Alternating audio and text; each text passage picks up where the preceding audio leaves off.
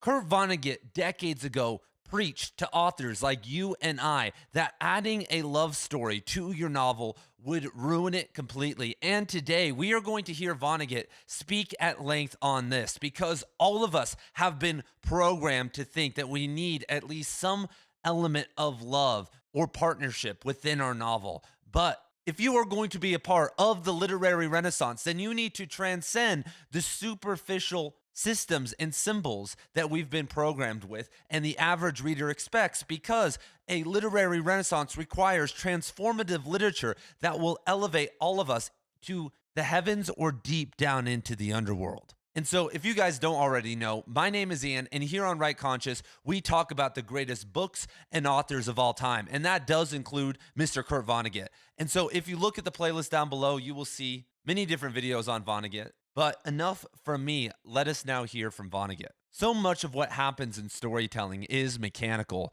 has to do with the technical problems of how to make a story work. Cowboy stories and policeman stories end in shootouts, for example, because shootouts are the most reliable mechanisms for making such stories end. There is nothing like death to say what is always such an artificial thing to say: the end. I try to keep deep love out of my stories because once that particular subject comes up, it is almost impossible to talk about anything else. Readers don't want to hear about anything else. They go gaga about love. If a lover in a story wins his true love, that's the end of the tale. Even if World War III is about to begin and the sky is black with flying saucers. And so Vonnegut brings up such a masterful point because we are confronted with a decision while writing a novel. We can add the love story. And as I said earlier, we've been so programmed that it's actually a very easy thing to do. But it's like heroin. You get this short-term high, but in the end, you become hooked and you hook the reader. And then you become oblivious to the beautiful world around you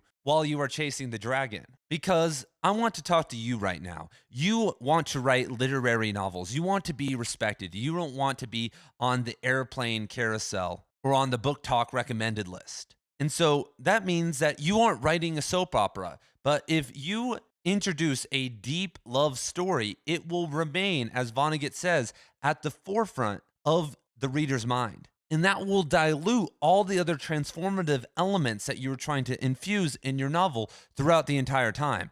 And so there are only a couple different options you can do to make that work, because if you kind of half-ass it and try to do everything at once, if you're trying to do the soap opera stuff and continue kind of a linear love story, and then on top of that, you're trying to show us how you're trying to critique capitalism or communism or show that we're all violent by design or whatever your actual transformative themes are, then it will all fail. That's what makes many book talk books or a ton of genre fiction books interesting, is that they may be 7 or 8 books long. They may be these series like A Court of Thorn and Roses or something. But the love story is kept at the forefront. But across 1 million words, there's actually no transformative elements to the text. And so that's how powerful and how big of a dilution that love is.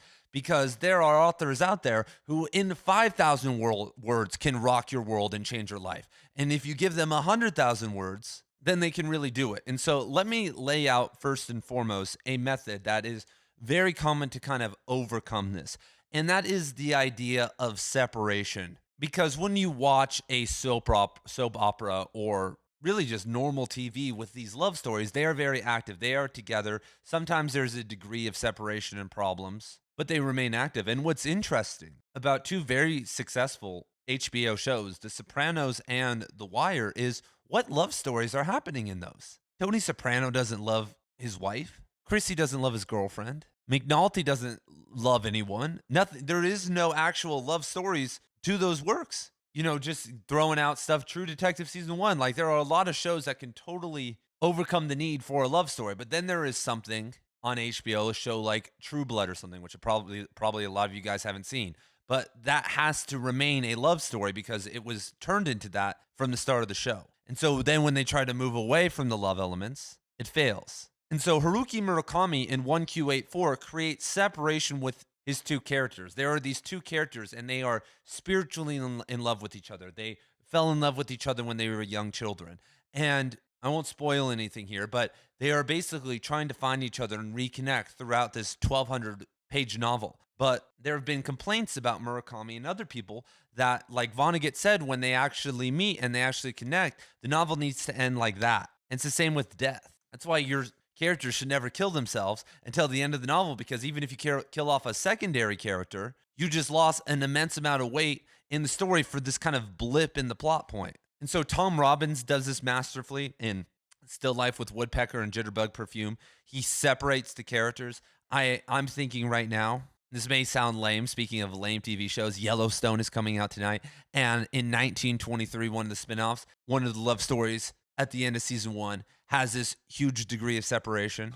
And so if you create space and separation, then you can bring the story back, but have that hovering in the reader's unconscious, which I think is a pretty good tactic. You can also turn it into a taboo love. When you look at, for instance, Cormac McCarthy's Outer Dark, or even Kurt Vonnegut's Slaughterhouse-Five, there are these taboo loves because of incest or because of being held in a zoo by aliens that can, because of the taboo, then it's okay. When you think of Jaime and Cersei Lannister, they have degrees of separation, but their incest also drives the plot. And that's why incest is, I think, used very often, is that you can dwell and mingle in both worlds, the love story and the thematic transformative story. I know that Cashwell Guru in Remains of the Day, and I've seen this happen before too. If you have a first-person point of view happening with an unreliable narrator, you could have them either projecting love onto someone else, or having someone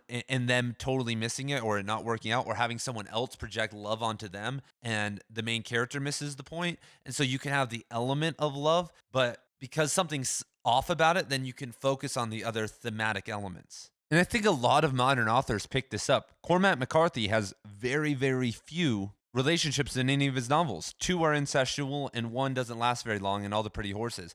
Infinite Jest has almost no love stories in it. Gravity's Rainbow barely has any love stories in it. Who? Roger Mexico? Slothrop?